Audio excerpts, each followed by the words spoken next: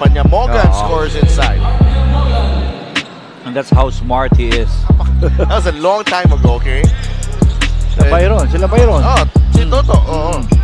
Then all of a sudden, binigyan ng lisensya ni Zach. Then, I think Coach Verhel. Ayun, halos muntik pa silang makasnatch ng makanakaw ng panalo eh. Yeah, there have been some impressive results for them. But look at Philip Panyamogan. Right between the eyes. Philip Panyamogan so far, yun lang yung maganda nilalaro dito. And he's into double figures. Watch out for the step back. And Philip Panyamogan, what a move. Alam niyang ina-expect yung 3-pointer niya, kaya he took it strong to the cup. Nice pass to Arenal for 2. Panyamogan, good catch! Oh! Philip Panyamogan! Okay? Parang nabunutan lang ng